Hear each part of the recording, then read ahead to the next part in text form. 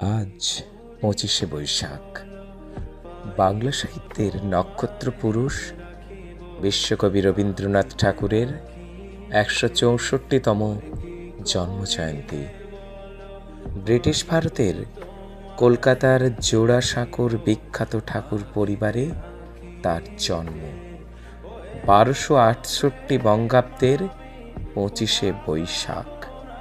কবি ছিলেন বাবা মহর্ষি দেবেন্দ্রনাথ ঠাকুর এবং মা সারদা সুন্দরী দেবীর চতুর্দশ সন্তান। তিনি তার গীতাঞ্জলি কাব্যগ্রন্থের জন্য ১৯১৩ সালে নোবেল পুরস্কার পেয়ে বাংলা ভাষা ও সাহিত্যকে বিশ্ব সাহিত্যের অঙ্গনে প্রতিষ্ঠিত করেছিলেন। তার গান আমার সোনার বাংলা, আমি তোমায় ভালোবাসি। রবীন্দ্রনাথ ঠাকুর বাঙালির সৃজনে, মননে, রুচিতে, সংস্কৃতিতে এমন আষ্টে পৃষ্ঠে জড়িয়ে আছেন যে তার জন্মদিন এক আনন্দঘন উৎসবের উপলক্ষ হয়ে আছে জাতির জীবনে। বাঙালির আবেগ অনুভবের মহত্তম প্রকাশ ঘটেছে রবীন্দ্রনাথ ঠাকুরের রচনায়।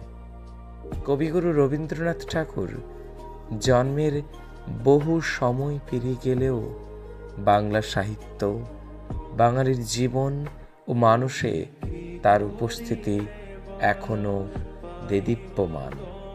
তিনি তার বহুমাত্রিক সৃজন কর্ম ছড়িয়ে দিয়েছেন বাংলা সাহিত্যে। তার রচনায় মানুষের আবেগ, অনুভূতি, আকাঙ্ক্ষা, অভিব্যক্তির প্রকাশ অতুলনীয়।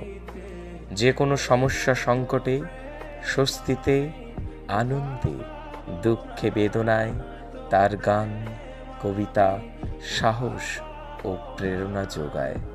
কবিগুরুর জন্মদিন উপলক্ষে প্রণাম ও শ্রদ্ধা নিবেদনে মিলন বেতাল ও আমরা সবাই।